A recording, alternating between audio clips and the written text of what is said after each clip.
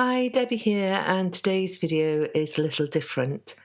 I'm reviewing a couple of books and an art Holdall. However, this post stemmed from a life review that I thought I'd share with you because there could be people who are in a similar situation. While we flick through these photos, let me expand a little. In 2019, I was diagnosed with a genetic condition which explained the pain I was in. Through 2020, during the pandemic and lockdowns, I was attending hospital appointments to get my condition under control, which thankfully it now is. However, I will have to manage my condition from now on. That in itself isn't too difficult, but dealing with the side effects of pain and tiredness is another matter.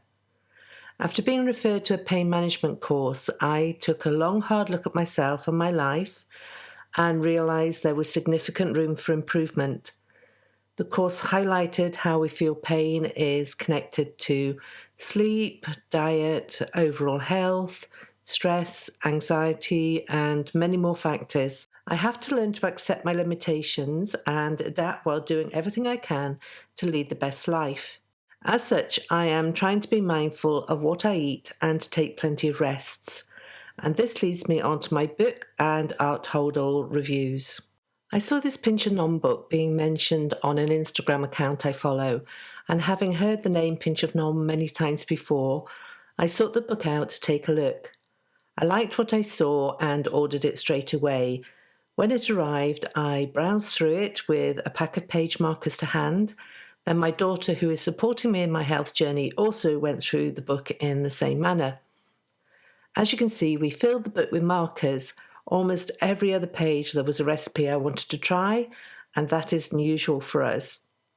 I've been trying the recipes which are easy, tasty, and well laid out. For example, with this chicken shashlik recipe, the time it takes to prepare, the cooking time, and number of servings are shown at the top. The ingredients down the side and instructions through the middle of the page. All pretty much straightforward and normal. However, I like the attention to detail. Top left are icons representing F, suitable for freezing, GF, gluten-free, V, vegetarian, and VE, vegan. Top left, there's calories per serving and also the number of carbohydrates. Low left is accompaniments, suggested foods to go with the recipe, and their calories too. Along the bottom, it's colour-coded with suggestions for swapping, cooking, batches, and tips. In addition, at the back of the book is a list of the recipes with basic nutritional details for each. Added together, this is a well-thought-out recipe book filled with simple but tasty recipes, all with a view to healthier eating. So that's one of the books I'm using to help me be more mindful of what I'm eating. Another aspect I am embracing is the skill of relaxation. A tricky one for me, but one way I find it easier to relax is if I have something to do that isn't too taxing, enough to keep me busy without needing to engage my brain too much. With this in mind, my daughter brought me the 365 Days of Art in Nature book. I already have the original 365 Days of Art book, which I enjoyed. The book is filled with 365 simple projects designed by Lorna Scooby. There is a range of books in this series, but seeing as plants, leaves and flowers are my favourite things to draw and colour, I thought this book would suit me. There is space within the book to complete the studies. You may choose to use a higher quality paper, depending on what medium you're using. However, I plan to draw and colour within the book and just go for it. Also, a nice feature is that dotted through the pages are tips and reflections, such as on this page, to think about which media you like using. I plan to have this book on the little table beside my chair where I can put my feet up and relax. As I mentioned, the 365 Days of Art book will sit on the little table beside my chair, and yet all my craft supplies are in a room the other side of the house. So I am taking my art Holdall to join the book to create a little art nook I can dip into while resting. The art Holdall I like to use is this Delfonics one, which is made of canvas and has a million pockets in which to store your supplies.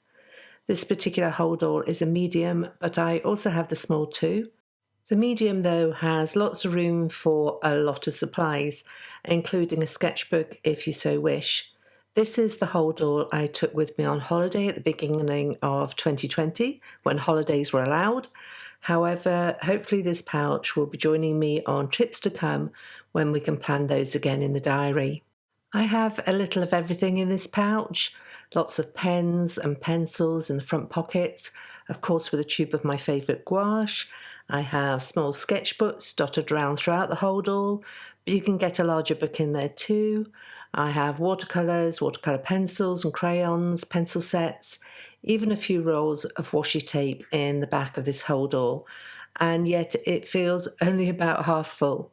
So there you go, my plan for the next wee while: conscious, healthy eating using the Pinch of Non book along the way, and resting up with simple projects within the 365 Days of Art in Nature book, with my supplies beside me in the Delfonics Art Holdall. There are links below to these books and the pouch in the YouTube description, as well as a coordinating link to the blog post over at limedoodledesign.com, where you'll find more details. I really want to thank you for joining me, and I hope this different post has been helpful to some of you. Thanks, and I'll see you next time.